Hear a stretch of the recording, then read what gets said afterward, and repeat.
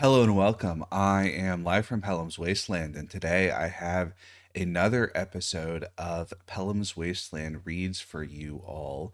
This time covering the year in review, the episode where I go over a couple of highlights from the year. I don't want to talk about everything that I read over the year. But this past year, I read 148 books according to Goodreads, um, 52,645 pages, which comes out to a little bit over 144 pages a day for the year. My normal goal for reading is at least 100 pages a day, so I was happy to have surpassed that, which was a lot of fun. Um, this 2025 was the most reading in one year that I've done since I started keeping track. And I think I'm fairly confident that it is also the most reading I've done in a year ever. There was a period in my life when I was younger. I think especially like in middle school and high school, I was definitely at the time I thought reading a fair bit, because I was reading basically more than my friends were. Even my friends who read fairly regularly, I was definitely reading more than them. And looking back, I think I was not actually reading that much compared to how much I read now. That when I was 15, even though I had a fair bit of free time, I was not reading as much as now when I'm 30. um, but that's okay, and I certainly had fun reading the things that I read then, and that's also sort of tied to some of my goals for this past year and for the next year. So I'm gonna start by talking a little bit about some of my goals from this past year, and then I'm going to talk about the 12 things that I identified as highlights from the year. It's not one per month, but obviously with 12, it's a pretty nice division of things from the year. Some things that I have talked about before on here, and some things that I have not talked about yet. And then I'm going to end by talking about some of my ideas or goals or whatever else for next year. So that'll give us the kind of whole arc of things that I want to talk about. So for the past year, I had a couple of goals. I generally look back and think that I enjoyed a lot of the stuff that I read, but that I ought to have read more nonfiction. That's kind of a classic that I like reading nonfiction. And sometimes I sort of go through periods where I'm very inspired to read a lot of nonfiction and periods where I'm not as inspired. And so that's kind of a regular thing to look back on.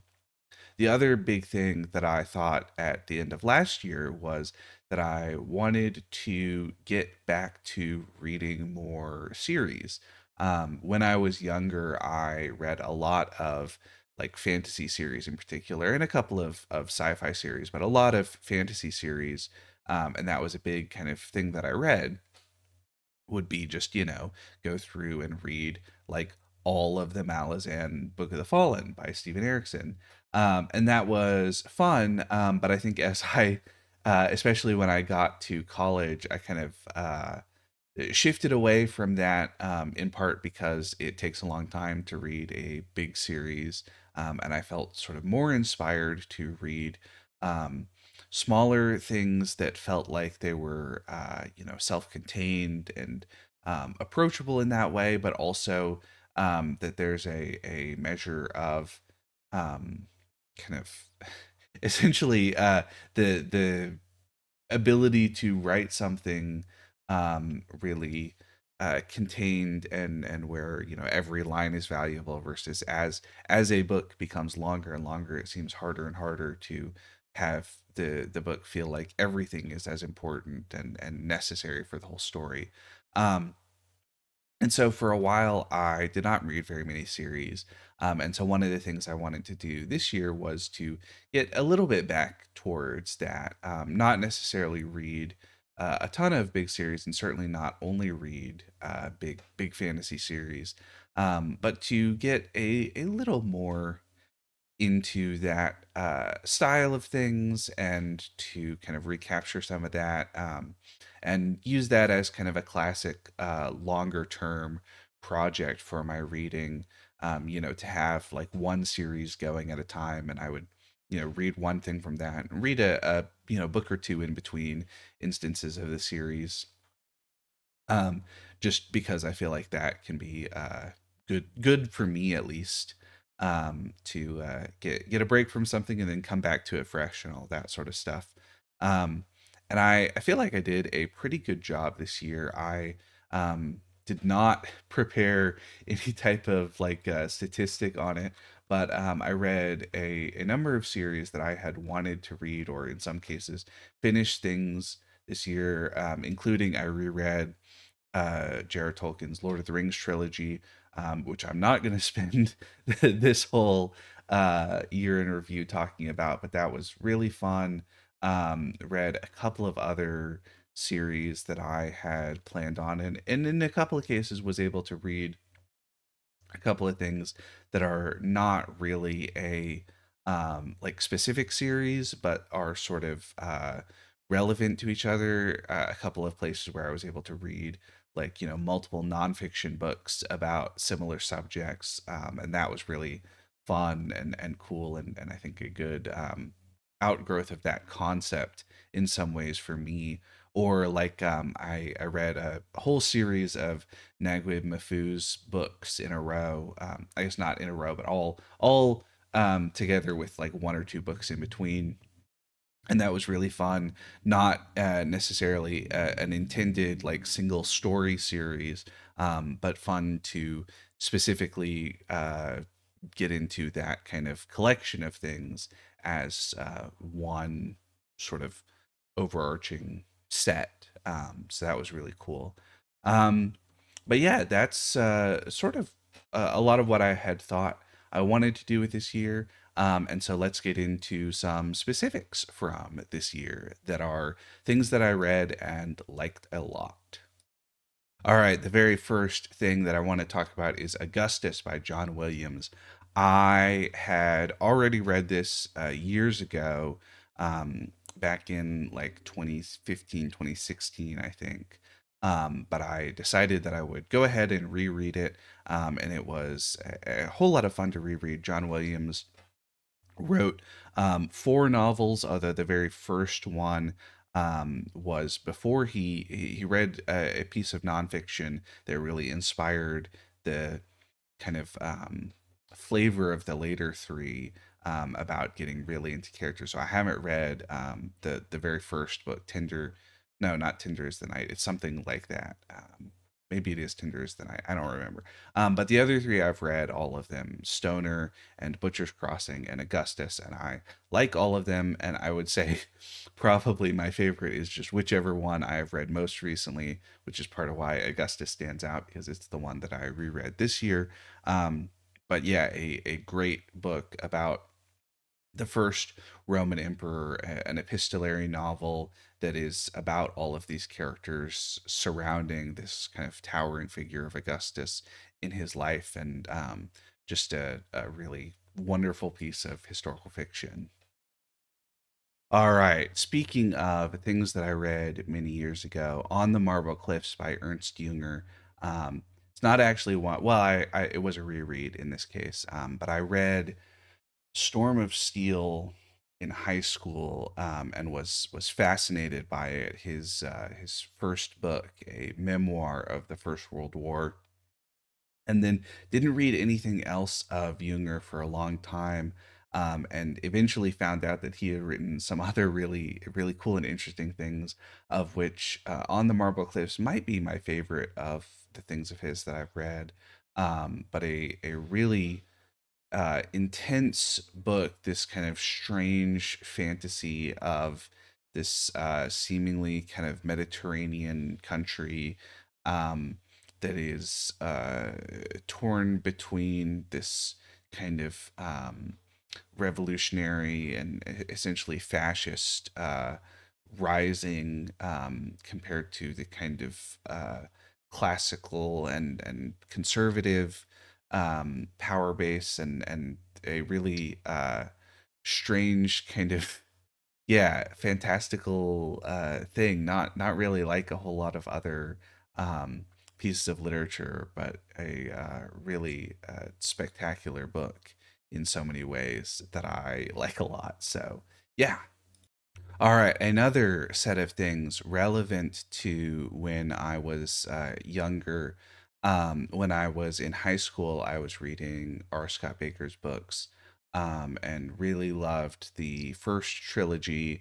And then Judging Eye came out, and I read that and liked it a whole lot. And White Like Warrior came out, and read that, and I liked it a lot. But then, is around that time that I was not reading series nearly as much anymore. Eventually, that the Great Ordeal and the Unholy Consult books 3 and 4 of the tetralogy, the second half of the series, came out.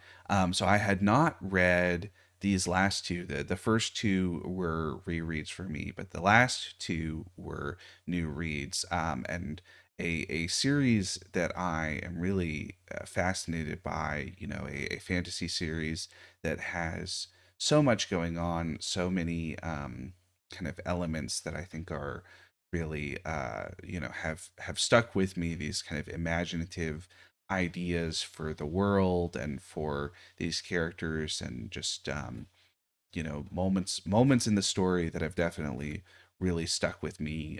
Some from way back when as a teenager I was reading those first books, and some brand new from these the last two books in the series that have now become kind of part of how I think about fantasy. So another real highlight from reading in this year. All right, I know this has been almost all partial or full rereads. This bit is as well, but I promise we're going to get into some new things pretty soon. But I feel I would be remiss to not talk about one of my favorite authors, Julian Grach. Who these are two of his books, the two that I reread this year, A Balcony in the Forest and Chateau d'Argol, also translated as The Castle of Argol. I don't know why Pushkin Press used the French title for their translation, but they did, and that's the version that I have. So, but Grach, a magnificent author who only wrote a handful of things, um, and is such a fascinating piece of sort of the greater literature, for lack of a better term, for me at least. An author that I really, everything of his that I've read, I have just adored. And these are no different. A Balcony in the Forest is a story about the period in between the beginning of the Second World War and the Blitzkrieg on France. The very end of it has to do with the movement of the German forces through the Ardennes. But for most of it, our protagonist is commanding a little bunker in the Ardennes, overlooking a little section of road, and is isolated in the forest, away from everything for the most part, except for a small village that is nearby, and the command base is most of a day's travel away, and all of that sort of stuff. And it is really something. Chateau d'Argol is another favorite of mine that I've reread fairly recently, right close to the end of the year. I was having some health issues and decided that instead of trying to encounter new things and experience new literature that I was not familiar with, that I would just reread something that I already knew that I loved. And Chateau d'Argol is one of those books that I love. That is a book about a love triangle, and about these characters in this strange castle out in the wilderness in Brittany, and they are going insane because they have read too much Hegel. And as somebody who also went insane from reading too much Hegel in college, it's like the perfect sort of very slightly horror story for me. This kind of incredible ghost story about um, the kind of the world as a ghost, almost, if that makes sense. It's got this sort of uh supernatural aesthetic that is not supernatural really, but sort of has to do with these characters and their experiences and struggles at understanding the world and all that, and it's so good. All right, on to some newer things. One of the series that I read this year is Mary Renault's Alexander trilogy, Fire from Heaven, The Persian Boy, and Funeral Games. And I was spellbound by this. The Persian Boy, in particular, is such a um, magnificent kind of thing. This huge story that is really intense and um, unfortunately really sad, especially in the later parts. But this kind of uh, fascinating, this transformation of history into literature in a way that is compelling and wonderful, and so worth reading if you have not read these. If you are a historical fiction fan, I think you owe it to yourself to read these ones, because these are um, great, powerful historical fiction about one of these, huge characters from history, but also about all of the other people around Alexander, all of these young men that are his commanders, and all of the kind of world reshaped by this small crew of Macedonians, and just a really excellent trilogy of historical fiction novels.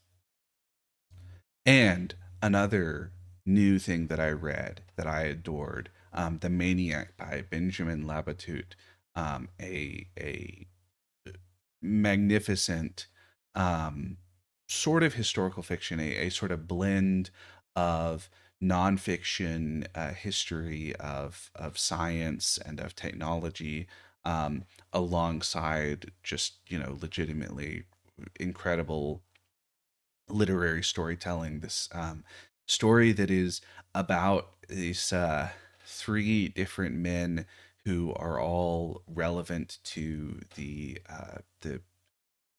furthering understanding of science and of the world, and of the development of computers, and of artificial intelligence, and also of non-artificial intelligence, the kind of ability for humans to understand things.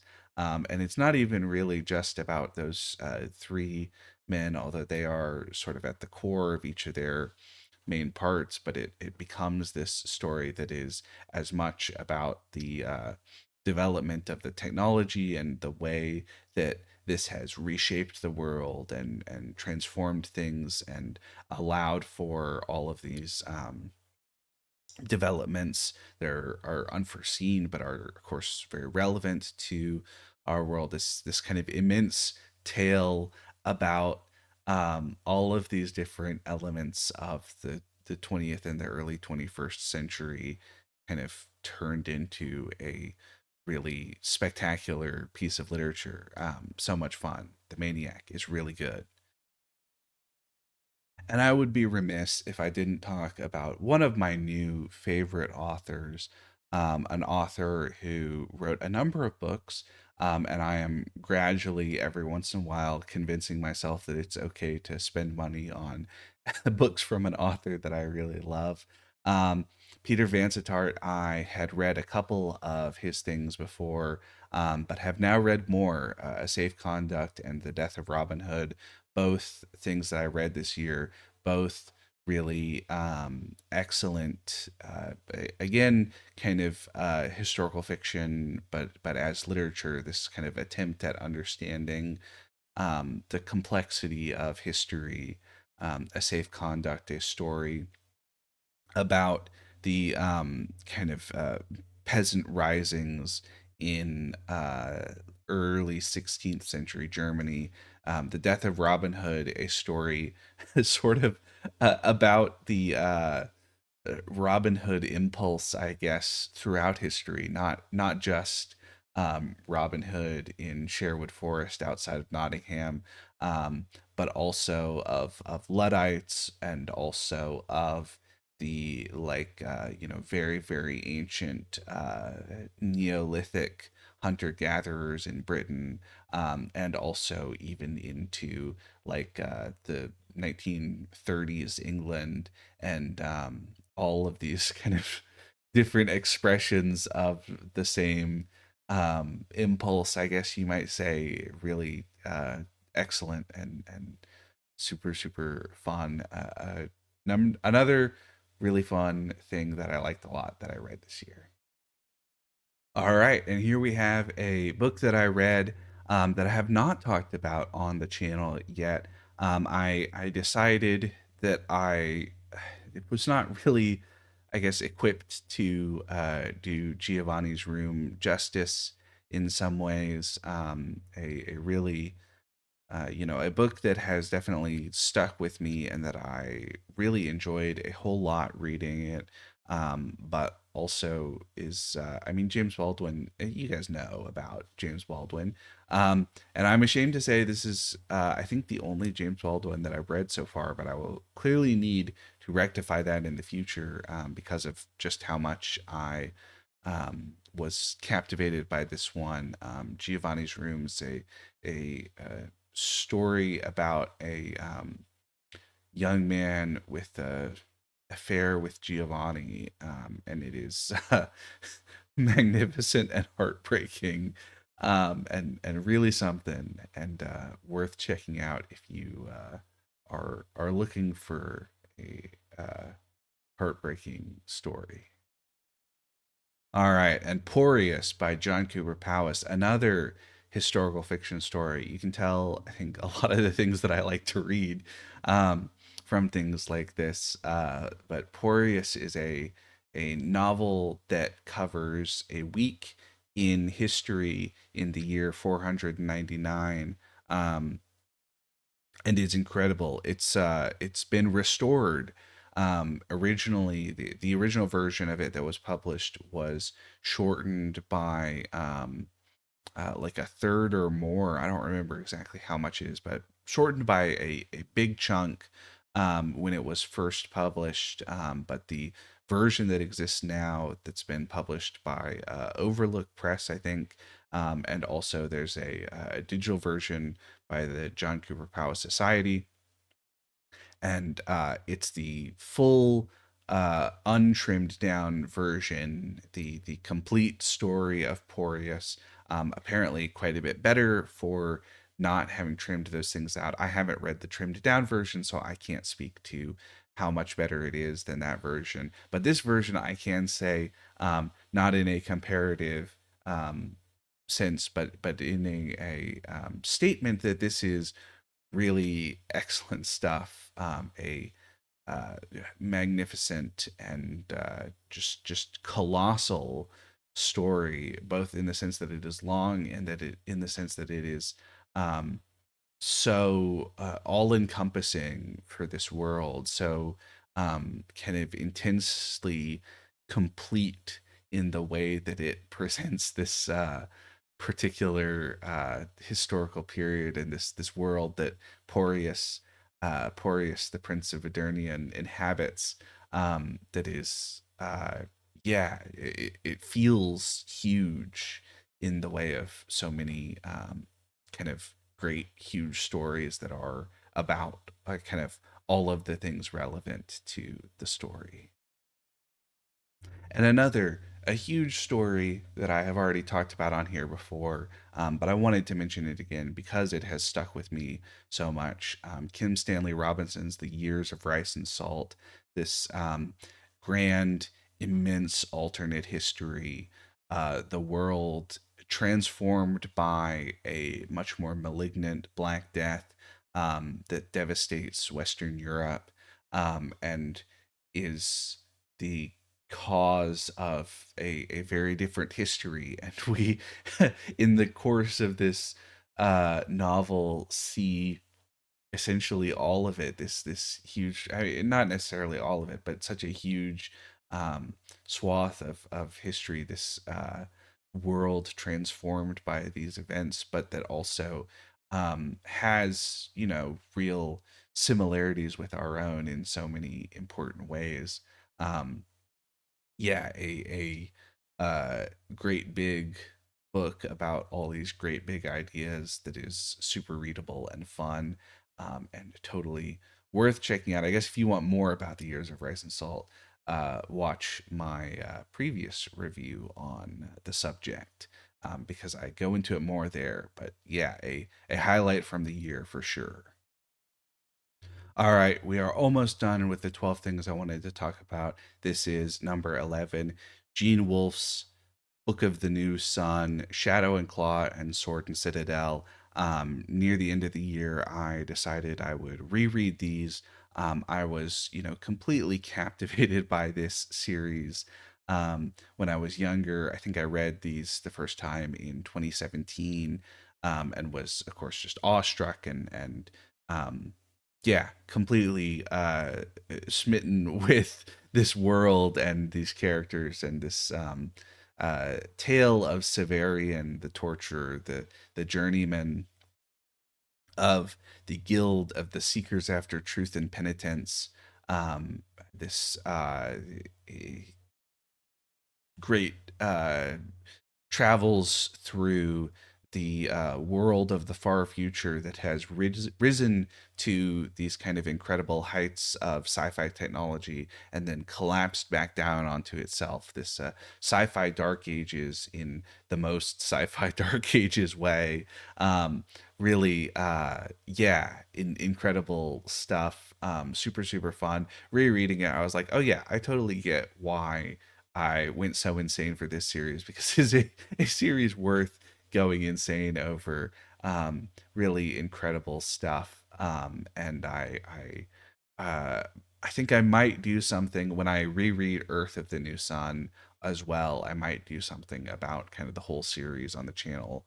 There's more, but for right now, I guess go check out Shadow and Claw and Sword and Citadel if you have not read these, because they are really something. Really, really great sci-fi that is fantasy that is incredible literature as well. And then the very last thing that I want to talk about is the very last book that I read all year, If on a Winter's Night a Traveler by Italo Calvino. The perfect book to end a year of a great deal of reading on, because it is a book about reading books and continually being unable to read the book that you're trying to read, and trying to find a corrected manuscript, and trying to find a version without printing errors, and continually reading all of these other things and being sort of swept up in the totality of literature, alongside all of these kind of hilarious and fascinating diversions among the world as you're trying to read. And it's so, so good and so wonderful. And Italo Calvino is one of those authors that every time I read his books, I think I ought to read all of the rest of his books just right away, immediately. Why do they even publish other authors? This guy is just so good. Why don't they just publish all of the books as Italo Calvino books? And then I think, well, Italo Calvino himself writing a book like this clearly, I think, would not want that. Would want to exult in the the diversity of literature as it exists, and would certainly not want everything to be just his books, even though I think his books are just so good. um but yeah, I am totally smitten by this one, If on a Winter's Night a Traveler. So fun and wonderful, and the perfect thing for ending the year on, and a real highlight of my reading this year because it is just so good. Um, yeah. And I think that is going to be it for me for today. So, thank you so much for watching or listening. I hope you have enjoyed this discussion of some of the things that I read this year. I kind of go back and forth on how much I should talk about the things and all of that. And I realized I said at the beginning I was going to talk a little bit about some of my ideas for the coming year. And I am not sure I'm going to say too much more. Aside from, I have a couple of ideas, a couple of things that I want to do, a couple of kind of larger projects that I want to get into, like reading a whole series and then doing a one video kind of talking about the whole series and sort of a retrospective on a particular um, larger collection, or in a couple of cases I have like a collection of nonfiction things that I think are all sort of relevant to different things, or a couple of places where I have like a fiction thing and a nonfiction thing that I want to pair together to talk about.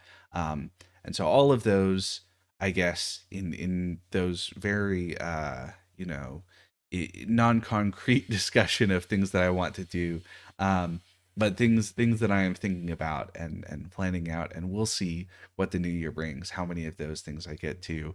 Um, but I hope you all had a great year of reading as well. Got to a lot of things that you wanted to read. And of course, as always, when reading things that you want to read, finding out about other things that you want to read as well, seems like that is certainly what has happened for me. Even reading 148 books over the course of the year, I feel like I have even more things that I want to read now at the end of it than what I started with. So that's uh that's always fun. But yeah, leave a comment down below if you have a comment, and otherwise, I've been Pelham's Wasteland, and I will see you next time. Take care, everybody.